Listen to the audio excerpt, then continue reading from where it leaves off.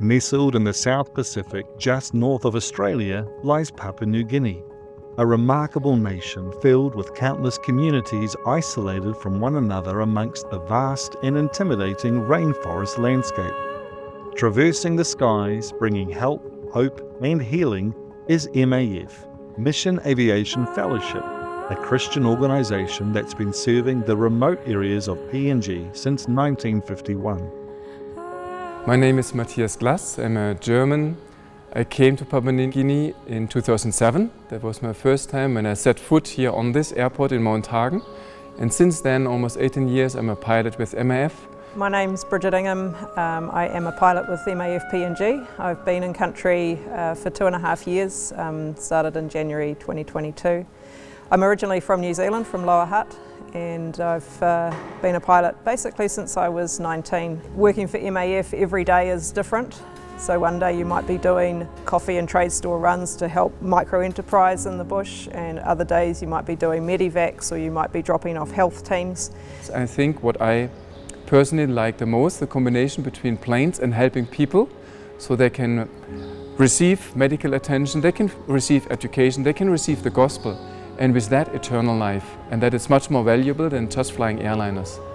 With a full flight itinerary ahead of them, Mathias and Bridget launch into their preparation. The day has only just begun, and already Mathias is hit with a brand new challenge. Ground operations manager approached me with a change of plans, and he's asking if we can change the order of our flight for today, because we have got a patient transfer to Sindiap today as well, and the patient is already here. It is scheduled on the third flight, which is the last flight, which happens roughly maybe at 2 o'clock in the afternoon. But we want to give the patient more comfort, so we want to have the patient out on the first flight. That means the first flight needs to go to Sindiap and not to Sengapi. So you're saying he cannot sit on his own. What does that mean? He's very weak. Very weak, so he needs a guard next to him. That's what I think. But then he can sit on a double seat, for example. Is that possible? He's very old and he can't talk. Someone is talking on behalf of him. So. I see. Yeah. What about using a stretcher? Yeah, do we need a stretcher? That is the question now. The guy who did the arrangement said he can sit on his own unless there's a guardian. It didn't look to me like he could sit for right. a long period of time. Even for a sort of like for his comfort as well. I would say we use the stretcher. Okay. And then that may mean that we take one more seat out. They paid for one, but it is what it is. We need to take one more seat out. We can potentially put it on the right-hand seat near the door, and then we can still take all the passengers we have booked on. Excellent. Let's try that. Let's get the stretcher on board. So the information I got is that the patient arrived on a public car. It was a public transport car, and that means the public transport car can't wait for 5 hours until we finally get the flight. The patient had a broken bone. I'm not quite sure which it was, but the patient could not move easily. He needed to be transported on a stretcher, so we couldn't put him somewhere in the waiting area on chairs, for example. So there was a sense of urgency, and as I knew I had to make a decision fast because time is running, and the time lost we never can catch up. I will have a look at the patient now just to get an idea of what he needs and what we can do. We need to put him on a stretcher. So he needs to lay in the plane, he needs to have a stretcher, and then we need to arrange everything to make it happen.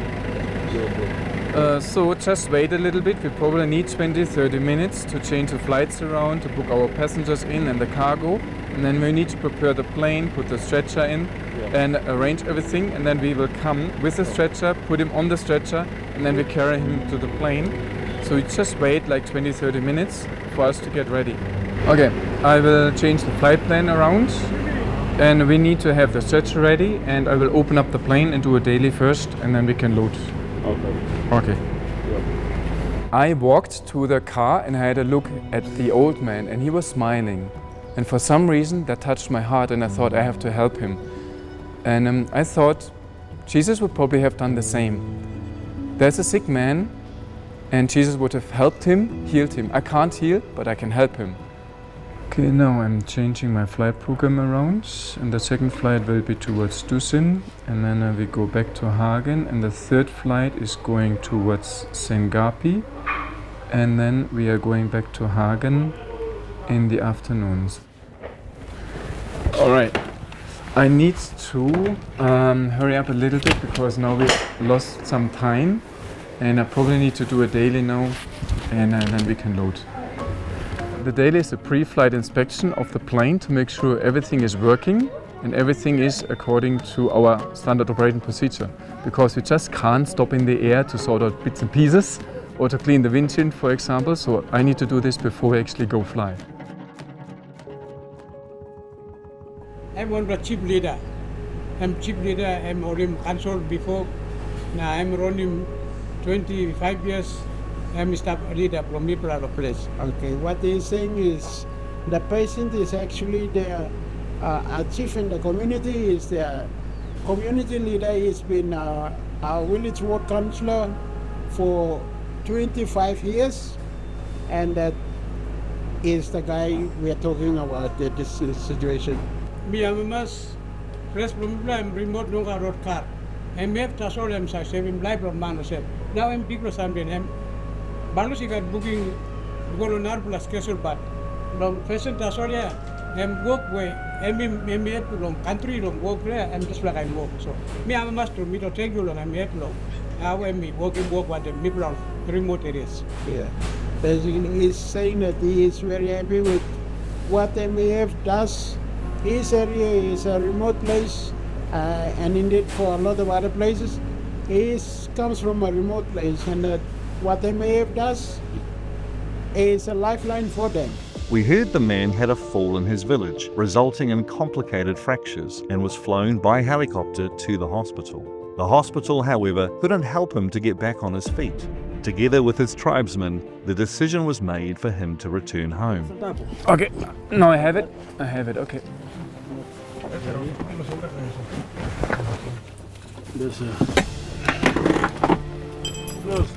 Me up in body, now you push him. You end up long push him? You push him.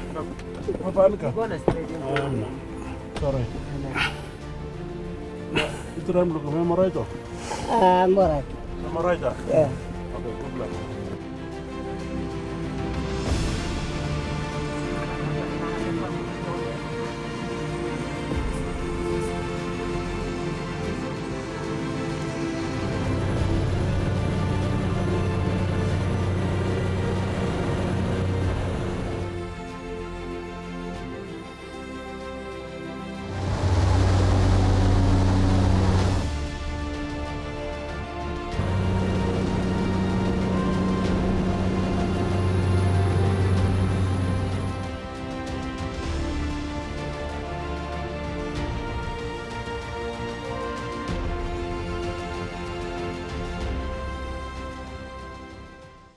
With the son on her back and Mathias already in the air, Bridget pulls together the final stages before gathering her passengers and taking to the skies.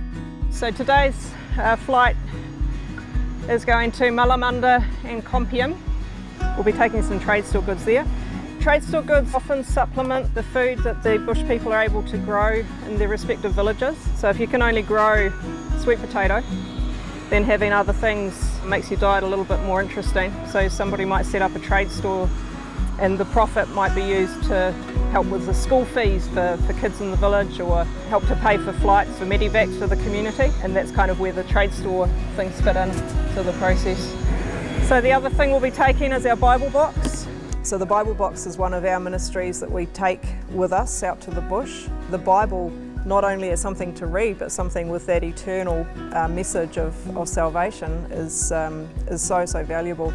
We will sell the Bibles there for a discounted price. We don't give them away, because by getting people to actually give us some money for them, it places some value on that item. So I'll just show you what's inside here. This is our Bible box. Primarily Bibles, as the name goes. So these are the small Tokpesim Bibles.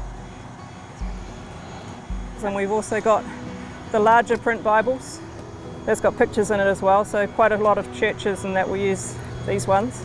We've also got 6 different comics of different Old Testament characters.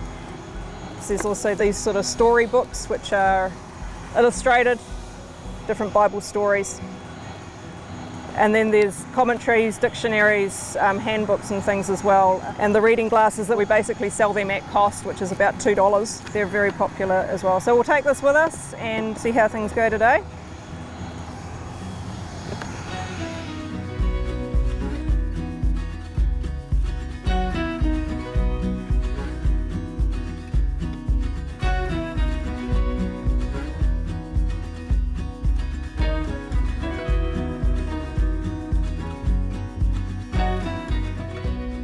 Our passengers are on the way. We haven't been able to get a weather report from Malamunda, so I just said to them, well, we'll just go and try. So it'll be kind of like the old days where you try it and see what you get.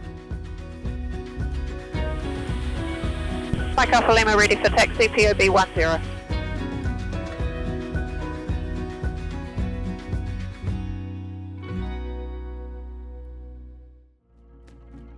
With Bridget's day running like clockwork, we return to Mathias as he prepares to land his rescheduled flight in Zendia.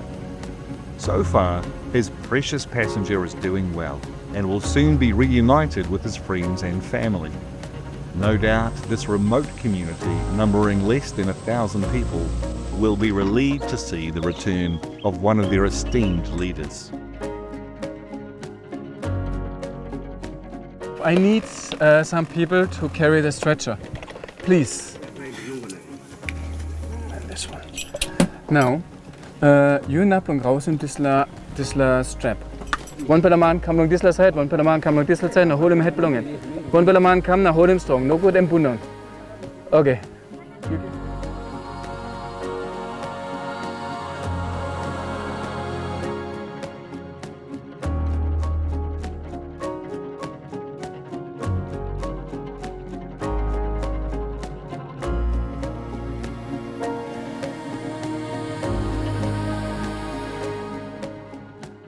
Oh, just because of the plane, it made it possible for the patient to get to Zendia. If there wasn't any airline like MAF, I don't think we'll be here. Yes, indeed. I'm really satisfied.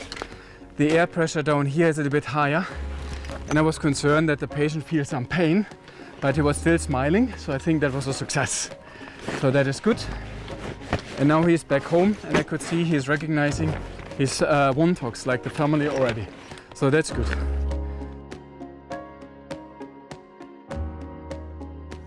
Yeah, it touches me every time I'm doing a flight to remote villages, because I see there's no road going in. They only can walk for days through the jungle or crossing dangerous rivers, or they can use the plane. Especially in the highlands, there's no canoe available or something else, and they rely on air transport on many remote communities here in Papua New Guinea. With Zendiab's leader returned, Mathias has just enough time to unload some much-needed resources for the community and to board some new passengers. Dealing with so many variables can't be easy, but with almost 18 years of experience under his belt, Mathias takes it in his stride. Later in the day, he has a scheduled flight to Zingapi in support of that village's micro-enterprise. The mission is to collect from them 500 kilos of coffee and to transport it to Mount Hagen. 62 rotation and 70 for the climb boats.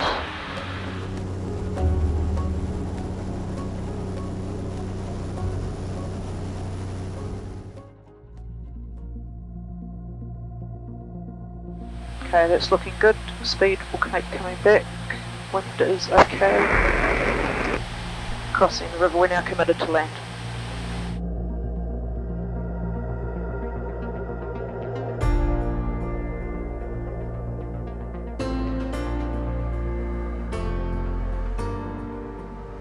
I think the thing that gives me the most satisfaction is actually being at the grassroots level of helping people here. PNG is a country with a lot of need, and various groups have come through previously and kind of done surveys and said, look, if MAF came to your area, could they help? And the answer is always yes. I can make a difference in the lives of those individual people that I'm serving on any one particular day and give what I can on that particular day to that particular person. That's what's really rewarding. To be able to do it as well using the skills and abilities that I've got, it makes those skills and abilities worthwhile as well. It gives extra value to those. So it's more than just flying a plane, it's what you're doing with that to help people. While serving the community in Malamunda, Bridget discovered an amazing story of how MAF saved the life of a young man named Charles. MAF saves many lives around the remote areas, not only Charles, but others like Charles all around these ranges. He went down to cross Mary River. Just near the river there is a big tree. So they climbed up. He climbed up to try to get a walnut. Unfortunately, that tree, branch of the tree was decaying, and then he just fell down. He fell down about 10 metres onto rocks and broke the bones all the way up his left leg and his left arm. And the pastor told me how he and some other men had to go to him, make a stretcher out of bush materials, so find some branches and some leaves and things to make a stretcher, and then carry him from where that was. Would have had to carry him up the side of a cliff all the way back to the village and the airstrip. And MAF was able to go in and fly him from there to Compium. That's a journey he would never have survived if he'd had to be carried there on his own. And it's the sort of injury that you wouldn't have survived it if he'd been treated at the bush clinic. So he absolutely needed to go to hospital. So for MAF to be able to help this young man and essentially save his life, I'm actually really humbled to be part of an organisation that's saving people's lives like that. And it's those kinds of things that make all of the other difficult things of the job here so worthwhile, to know that you're making a real difference in people's lives.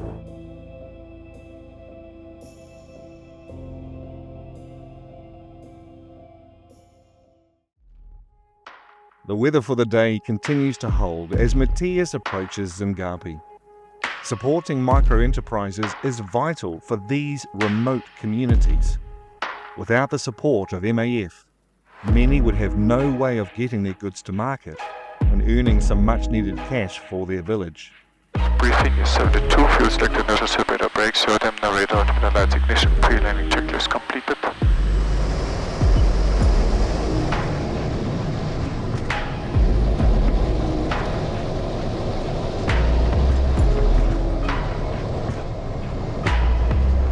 Landed successfully. 0318. Everything appears to be going to plan until Mathias notices that the 500 kilos of coffee that they've asked him to collect isn't waiting for him at the designated parking bay. He unloads the goods that he's brought for the village and discovers that the local community are hoping that he can turn the plane around and pick up the cargo from back down the runway at a different parking location. If I start the engine, that costs us 200 kina. Every time we start the engine, I'm 200 kina. Now you give him money long MF or no got? Sorry, it's right. Yeah, me too, me sorry. So, this la thing you must kiss him. Yes, Kiss him good, this la thing. Next time you must talk Sava before. Okay. It was the first time that the agent asked me to use the second parking bay, which is halfway down the strip. So I was a bit angry and I tried to push back on this idea to tell him, no, we are not doing it. But then he told me, we have got all this 500 kilo of coffee and we don't want to drag all the coffee to the first parking spot. So I said, okay, I can see your motivation and I want to help you. So you don't have to carry all the coffee bags to the parking bay.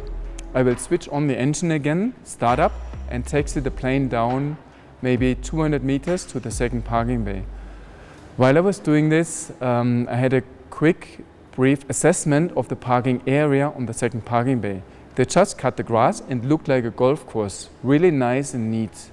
And I thought, easy, I will just do a right-hand turn and I park the plane so it's easy for them to just load the coffee into the plane.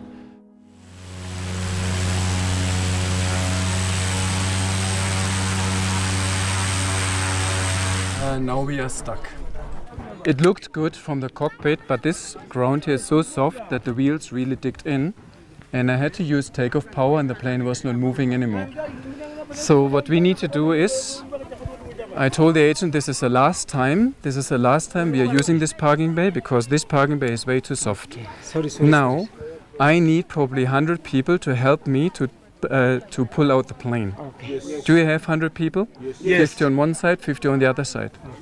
Yes? Now you need to work. Yes, thank you. You can push in this lataya, you can push him also. Okay, good pillar. Okay. So you pillar sub ready? Okay.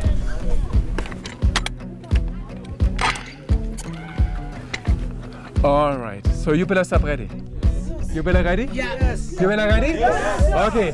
1, 2, 3. 1, 2, 3. Pull him, pull him, pull him. Let's go. Pull him, pull him, pull him. Let's go.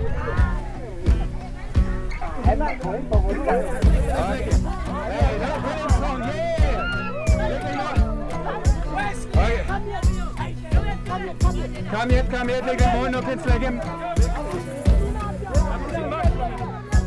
Bruce and Mark bring. Okay, good pillar line, thank you too. Me mamas, brothers and mamas, and MAF and mamas. Okay, thank you, and that's all.